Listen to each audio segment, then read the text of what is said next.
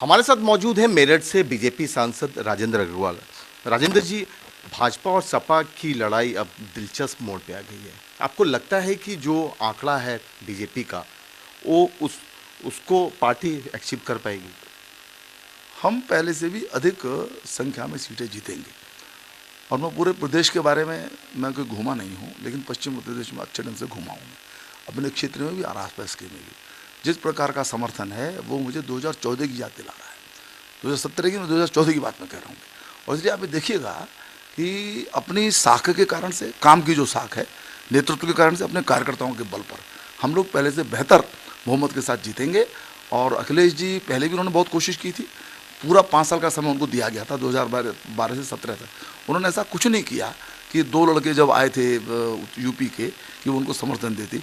2017 में जो उनकी पराजय हुई इस कारण से हुई कि 2012 से 17 तक उन्होंने कुछ नहीं किया, ऐसा प्रभावशाली कुछ नहीं किया। कानून व्यवस्था बहुत ख़राब थी और भी बहुत सारी समस्याएं थी, बहुत सारी बातें कही जा सकती हैं। तो उसके कारण से इस बार भी लोगों को लगता है कि ये व्यक्ति जिम्मेदारी देने लायक नहीं है। योगी जी ने बहुत अच्छा काम किया है, मोदी जी केंद्र में अच्छा काम कर ही रहे हैं, तो इसलिए हमको पहले से भी अधिक सीटें मिलेंगी। 2014 की आपने बात की, आपको लगता है कि आपका पहले भी एक बयान आ चुका है कि जो मेरठ का जो इलाका है, हिंदू का इलाका, मुस्लिम का इलाका, वहाँ पर हिंदू असहज महसूस करते हैं। आपको लगता है कि धर्मांतरण का मुद्दा अभी भी मेरठ के कुछ इलाकों में है? नहीं, देखिए, धर्मांतरण की बात नहीं है। होता क्या है, हमारे यहाँ संवैधानिक व्यवस्था के अंतर्गत किसी भी व्यक्ति को किसी भी पूजा पद्धति या किसी भी धर्म का अनुसरण करने की छूट है। कोई किसी धर्म का अपना परिवर्तन भी कर सकता है यदि उसकी अपनी इच्छा है तो, परंतु कोई बलात् या लोभ के द्वारा उसको नहीं किया जाना चाहिए। हो क्या रहा था उत्तर प्रदेश के अंदर, एक वर्ग विशेष को इतना अधिक संरक्षण था, उसके गलत कामों को भी संरक्षण था, उसकी हिम्मत बढ़ती थी और उसके कारण से वो इतना आक्रामकता के कारण से पेश होता था। वो आप भी देखिएगा कि कानून व्यवस्था भी इसीलिए खराब थी। आप न्याय की सबके लिए समान रखिए, गलती किसी ने भी की हो उसको तुरंत जो है दंड दीजिए आप। आखिर कबाल का जो कांड हुआ या मुजफ्फरनगर के अंदर जो समस्याएं पैदा हुई, इसीलिए हुई कि वर्ग विशेष का अनुमान करके उनके खिलाफ कार्रवाई नहीं हुई और जिन अधिकारियों ने कार्रवाई की उनका हाथों हाथ ट्रांसफर कर दिया गया, उसमें से मामला बिगड़ा। तो ये वास्तव में उसके कारण से चीज़ें होती रही हैं। और हम सबका साथ सबका विकास की बात केवल कहते नहीं हैं, हमने किया है। वो हमने, हमारे जो लाभार्थी हैं उनमें मुस्लिम बहुत बड़ी संख्या में, अन्य वर्गों के लोग भी सभी समान रूप से जो गरीब है, लेकिन वोट नहीं करते। वोट ना करें, हमारे लिए वोट बैंक नहीं है।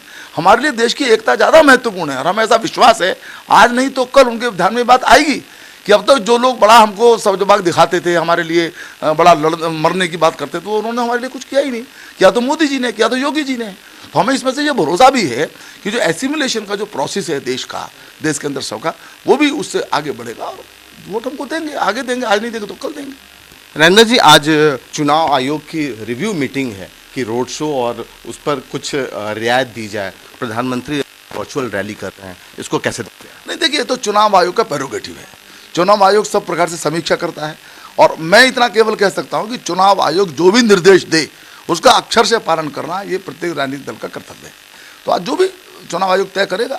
आज प्रधानमंत्री जी की जो वर्चुअल रैली हो रही है इसीलिए हो रही है क्योंकि क्या आम रैली से इफेक्टिव होगा ये वर्चुअल? बहुत इफेक्टिव होगी, आप देखिएगा, क्योंकि जो कम्युनिकेशन है वो तो बराबर हो ही रहा है और हमने बड़े अच्छे ढंग से व्यवस्थाएं की हैं।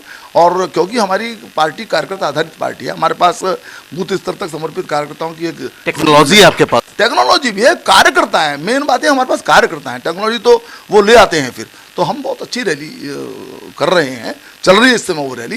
तो हम हर प्रकार से जनता तक पहुंच रहे हैं। चुनाव आयोग यदि प्रत्यक्ष रैली की इजाजत देगा तो प्रत्यक्ष रैली करना शुरू कर देंगे। एक अंतिम सवाल, आज लोकसभा में एक विजुअल्स आया है, स्मृति ईरानी मुलायम सिंह यादव के पैर छू रही हैं, आशीर्वाद ले रही हैं। तो देखिए, ये शिष्टाचार हम लोग तो बड़े मन से इसका पालन करते हैं और मुलायम सिंह जी बड़े सीनियर हमारे नेता हैं। मैं भी कभी जाता हूँ तो उनका आशीर्वाद लेता हूँ हमेशा। हमारे राजनीतिक विरोधी रहे होंगे वो अलग बात है, परंतु इस प्रकार से बड़ों का आदर करना, जिन्होंने भी सार्वजनिक जीवन के अंदर कुछ काम किया है, तो ये उसी का एक प्रतीक है कि स्मृति ईरानी जी ने या अन्य किसी ने भी उनको चरण छुए और आशीर्वाद तो मिला ही होगा। आपसे बात करने के लिए शुक्रिया। कैमरा पर्सन राहुल के साथ पुष्कल, भारत समाचार, दिल्ली।